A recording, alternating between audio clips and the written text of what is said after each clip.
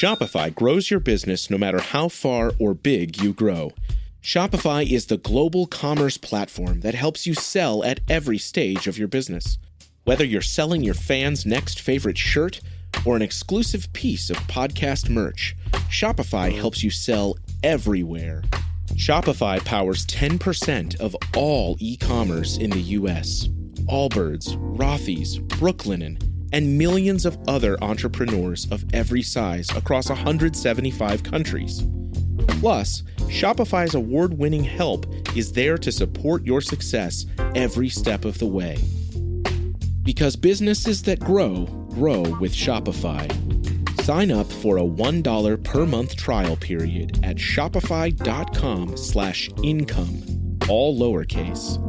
Go to shopify.com/income now to grow your business, no matter what stage you're in.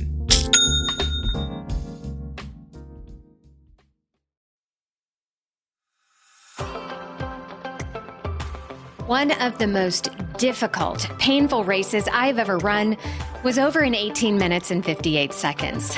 The first 2 miles were tough, yet in control, but I knew the worst was yet to come. I gradually quickened my pace almost imperceptibly as the effort was rising. My breathing was getting faster and faster, and I tried to focus on 2 steps for each inhale and 1 step for each powerful exhale. I tried not to grimace or hold any tension in my face because I needed every last bit of energy to go to my legs and my lungs. With a 1/4 mile left to go, my fancy watch would no longer guide my decisions, and I just kept pushing because it was as fast as my burning legs would let me go. Under my ribs, a gnawing side stitch began to grow in intensity as if it was my body's Hail Mary pass to try to slow me down. Each breath became a little shallower and a little more frantic. I turned the corner before the finish line where a cruelly placed hill mocked my desperate effort to finish under 19 minutes. With 2 seconds to spare, I finally crossed the finish line, stopped my watch, and celebrated my win in what I consider to be the most challenging long-distance running event of them all. Yes, I said it. In my opinion, an all-out 5K is more difficult than most marathons. Yet, if you're a marathoner, training for the 5K could just be your secret weapon to getting faster in the distance you really love.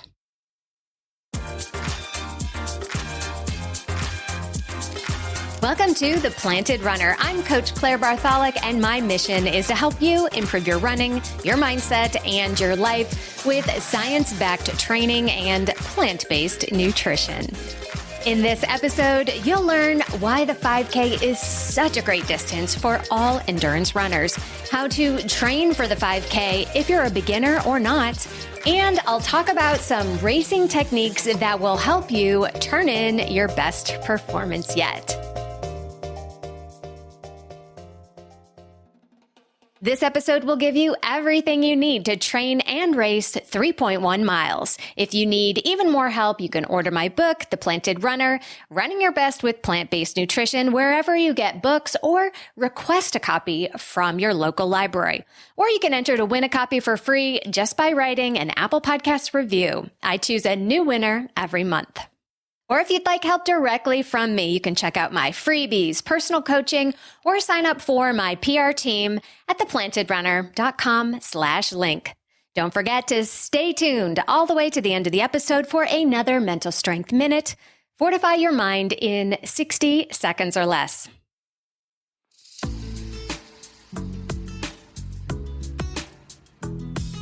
One of the most popular race distances out there for recreational and professional runners alike is the 5K. A 5K race is 3.1 miles long, and if you live in any decently sized town or city in the United States, you could find a 5K race just about every weekend, especially in the nice weather months. Part of the reason they're so popular is because they are so accessible. Most people can walk 3 miles, and most relatively fit people can run 3 miles. So the 5K is a fundraiser's dream race distance. If you are just starting to get in shape, a 5K is an admirable and achievable goal and a great way to showcase your newfound fitness. More seasoned runners show up at 5K races to test their skills, polish up their speed, or to get a hard workout in with thousands of their closest friends in the middle of their marathon training. The beauty of a 5K for those runners is that it's long enough to still be highly aerobic, yet it's short enough to really crank down on some speed. And unlike a marathon, racing a 5K won't leave you walking funny for the next several days, meaning you can slip in 5Ks almost as much as you like in a marathon buildup without missing a beat of training with extra recovery days. So what exactly is a fast 5K? The 5K or 5,000 meter race has been around since at least 1897. As of the recording of this podcast, the men's world record is held by Ugandan Joshua Cheptegei in 12:35, and the women's world record is 14:06, run by Ethiopian Lesenbet Giddy. It's doubtful that any of the tape breakers at your local turkey trot will come anywhere close to these insanely fast paces, but it's fun to dream, isn't it? So what's considered fast for a 5K for a mere mortal? Well, if you are walking a 5K, that would take you somewhere around 45 to 60 minutes to complete. Most recreational runners would be pretty happy with a 25-minute 5K or less, which is 5 minutes per kilometer or about an 8-minute mile. Front of the pack, non-elite runners tend to cross the line under 20 minutes, while professional runners are in the 15-minute range for women and the 13 to 14-minute range for men. My PR in the 5K is 18:58, which is pretty good, but it doesn't translate to what I could do in the marathon. In fact, all the racing equivalency calculators I've used would tell me that a sub 3-hour marathon is impossible for someone with that 5K time. But that's mostly because I'm just better trained and better suited for the marathon than the 5K. And you'll likely find that there are races that suit you better as well, so don't completely trust those online estimations.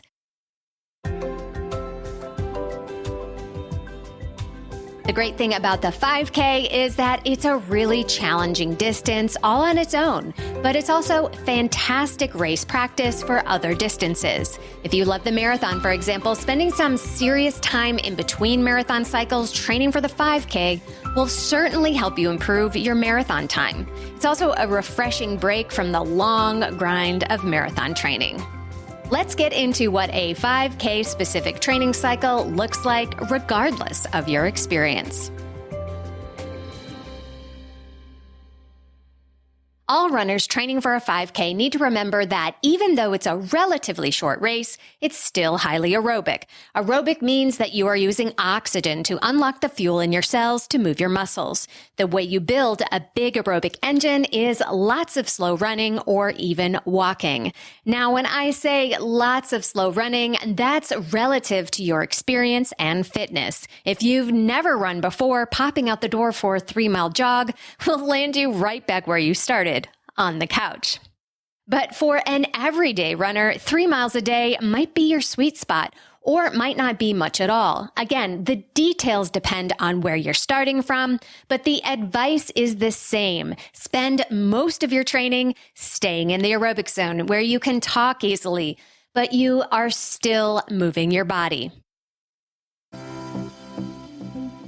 If you're a brand new runner and you're not coming from another sport, just covering the distance of 5K or 3.1 miles could be a lot for you, and that's okay. We all start somewhere. For these runners, I recommend a run-walk program. So you might walk for 5 minutes as your warm-up, then run for 2 minutes, then walk for 2 minutes. You could repeat this sequence for 20 or 30 minutes, and then finish with a walk to cool down. Then on day 2, I recommend just resting or walking. On day 3, try adding a minute to your run segments. Then the next day, rest or just walk. After a couple of weeks, you could be fit enough to lengthen your runs into miles instead of minutes, always making sure that you're recovering well in between your workouts to build up your muscles and prevent injury.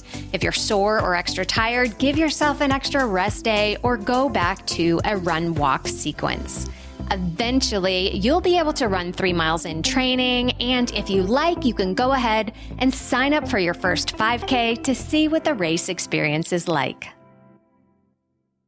Once you're comfortable with the distance, you'll want to work on your speed, and more specifically than just raw speed, you want to work on your stamina, which is the combination of speed and endurance.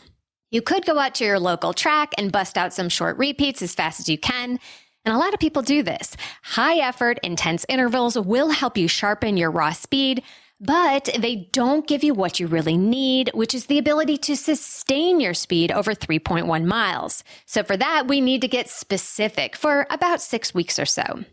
I'll go over the exact workouts that I recommend for a great 5K right after this.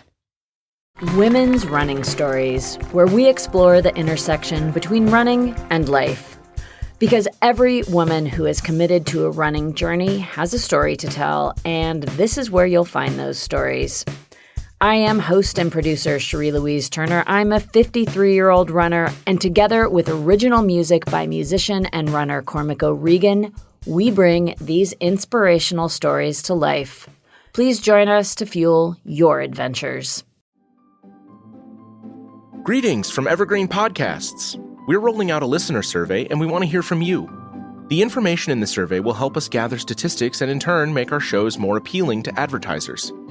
I know most people don't like ads, but this is one of the only ways our shows make money and help keep their lights on. We promise it will only take a few minutes, but the impact on our podcasts will be tremendous. As a token of our appreciation, we'll randomly select one lucky participant each month to win an exclusive merchandise package from Evergreen Podcasts. Head to evergreenpodcast.com/listenersurvey to help a show and possibly get some free stuff for doing so. We can't thank you enough for the support. Now back to the show.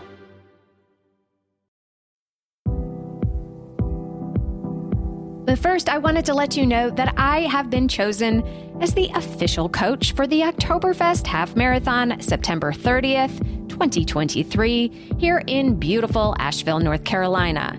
Come run along the French Broad River as the trees change color and enjoy a tasty craft brew after the race. I've created an exclusive 12-week half marathon training plan specifically for the Oktoberfest Half Marathon, which you can add to your cart with your registration. It includes everything you need to run your best race, including mileage, strength training, and of course, my best mental strength lessons. They've also created a private Facebook group for the event where you can get support and join a community of runners ready to don their lederhosen this fall. This race is expected to sell out and training starts July 9th, so sign up today at OktoberfestHalfMarathon.com. That's Oktoberfest with a K, halfmarathon.com. Before I get back to the conversation, I want to talk about a massive problem that I see with runners everywhere, and especially plant-based runners. You know that I'm the first to tell you that you can absolutely get everything you need from a plant-based diet as an endurance runner, but most runners are struggling. With our busy lives and time-consuming training schedules, making sure that you get enough to fuel your training and making sure that it's actually optimal for your health and performance is a real challenge. So that's why I tell all my athletes to make nutrition simpler and get Neurify Plus by Previnex. In less than a minute, you can mix their superior quality protein shake up with just water in a shaker bottle, and it actually tastes delicious. That is not the case with other plant-based powders I've tried. You can enjoy Neurify right after a workout, knowing you are getting everything you need for muscle repair with none of the junk that you're going to get in one of the lower quality powders. Another cool way to use it is to mix up a couple of scoops with water or warm plant-based milk right before bed. Studies have shown that taking 20 to 30 grams of protein right before bed is the optimal time for protein synthesis and muscle repair that we all need. Look, this is the only product that I'm working with, and that's for a very good reason. I believe in Previnex quality, their mission, and I use Neurify Plus myself. And I'm not the only one. Lindsay Hine of I'll Have Another, Jason Fitzgerald of Strength Running, Whitney Hines of the Mother Runners, Elite athlete Emily Infeld and so many others in the running world are passionate about Previnex 2. If you're ready to simplify your nutrition and optimize your fueling, you can try Neurify for 15% off the regular price with my code PR15. That's PR15 at Previnex.com.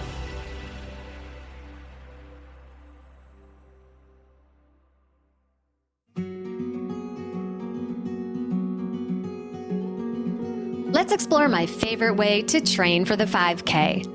A perfect workout to prepare specifically for the 5K is 12 repeats of 400 meters or a quarter mile at your goal 5K pace with a short but relatively quick jogging rest of 100 meters. No stopping or walking if you can help it. If you don't know what your goal pace is, try to pick a pace that would be a medium hard effort for a quarter mile, but nowhere near all out, perhaps a 6 or a 7 on a scale of 1 to 10. You want to find a speed that you can sustain the whole workout without burning out and still be able to keep those jog breaks honest. By the time you're done, you have run a 5K at your goal pace. Well, technically 4,800 meters, and you did it with very little recovery. By not fully recovering and by jogging quickly in between the repeats, you still improve your ability to run at race pace, but you ensure that you have the aerobic strength and support to maintain goal pace on race day. The following week, do the same thing, but do it with 600. So that would be 8 times 600 meters at goal pace with 200 meters jogging in between. The next week is 6 by 800. So now you are up to half a mile at a time at goal pace. By week 4, it could be time to test yourself a little and see if you've improved over the last month. So go ahead and do the 400 workout again, but this time spice it up and hit the gas on the last interval or the second to last interval. This teaches you that you can work even harder at the end of a workout when you're tired. Definitely something you will need on race day. Then on week 5, try the 800 workout again and see if you can drop the hammer on the last or second to last interval there. By week 6, you should be just about ready to race that weekend. We want to keep your legs sharp by including some speed about 5 days ahead of the race, but not so much that you're tired on race day.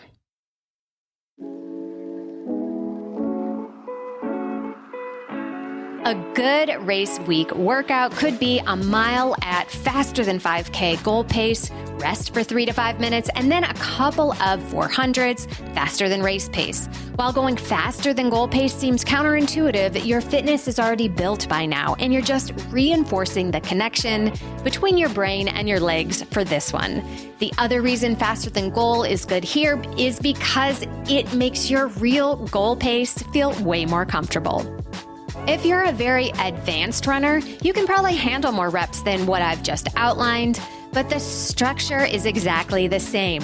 Chop up the 5K into little pieces, separated by short, quick jogs.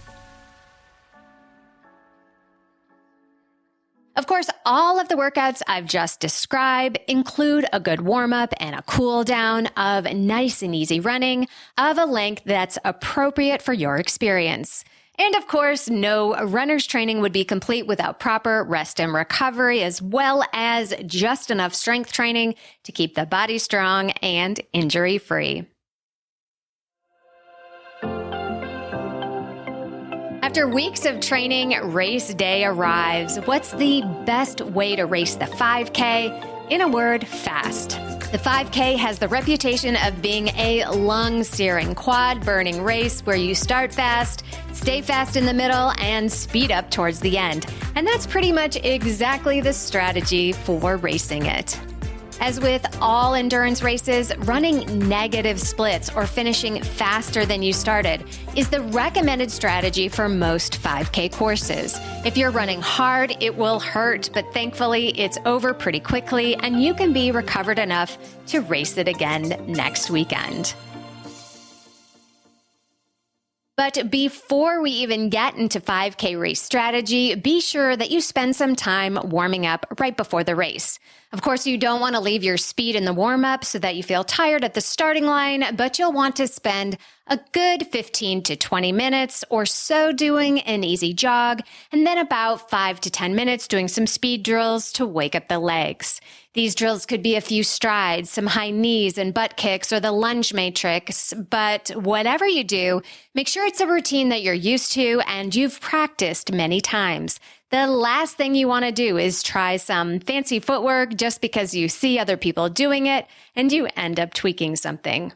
Now that your legs are warm, I like to break up the 5K into miles.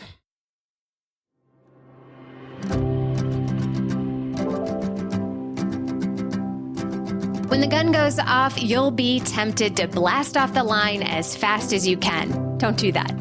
While you definitely don't want to run slowly the first mile, if you're running your goal pace right away, it will catch up with you quickly. There's simply not enough time in the 5K to do much pace correction if you use up all your gas in the first mile.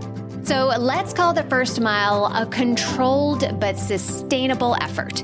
You should feel like even if everything goes wrong, you can handle this pace the entire race. As you begin your second mile, your goal should be to pick up the pace even more. Again, this needs to be a controlled effort because you have a long way to go, but this is where you put your feet to the fire just a little bit. By mile 3, you've got to decide whether or not you can give more or if you just need to hang on for dear life. This will feel like the longest mile of the whole race, but if you've rationed out your effort just right, it will be the quickest. Don't go for broke right away, but it's about time to accept that everything is feeling harder and harder, and the best way to feel better is to get to that finish line as quickly as you can. When you get to the home stretch, your heart should be pounding, your face should be burning red, and you are pumping your arms and your legs as fast as they possibly can go. You might be taking a breath with every step at this point, which is borderline hyperventilating, but if you can just get to the end with everything you've got, it'll all be worth it. In my opinion, racing a 5K to the best of your ability is even harder than running a great marathon. Yes, it's over a lot sooner, but the level of intensity is arguably 10 times higher. I personally prefer the slow simmer of the marathon to the burning fire of the 5K, but racing the 5K has definitely made me a better marathoner. And the best part, if you don't get the results you want, the recovery is short enough from the 5K that you can try it again next weekend.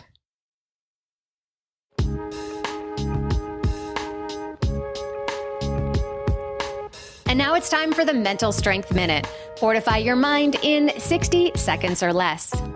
Today's topic is the internal family system. This is an approach in psychotherapy that views the self as being made up of different sub-personalities that all play a role in keeping you safe. The idea is that there are no negative or positive thoughts. Your thoughts represent voices who all have the same goal: keep you safe from harm. So when you're in a tough race or workout and you start to think, this is hard, I want to stop, or I can't do this, it's actually a voice that is not trying to hurt you, but instead help you. These are not negative thoughts. They are self-protective. Expect that voice to come whenever you do hard things, and instead of getting angry at the negative, have compassion for it. Once you learn to view your negative thoughts in a more compassionate way, they lose their power. Thank you for listening to The Planted Runner or watching it on YouTube. Don't forget, you can win a copy of my book for leaving an Apple Podcast review, so be sure to write yours right after your run today. Reviews are the #1 way to boost this show's reach, and it's a great way to tell me what you'd like to hear next because I read every single one. Have a great run today.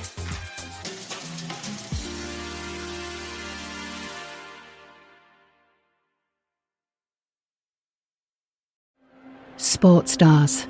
They're like superheroes. But they're actually real. Which is why we've made a podcast about them. You see, They've all got a story. But too many of these stories were cut short. Kobe Bryant, Payne Stewart, Flojo, Phil Hughes. Justin Fashanu. We're writing episodes about all of them. And sadly, many more. Death of a Sports Star, a new series from Crowd Network.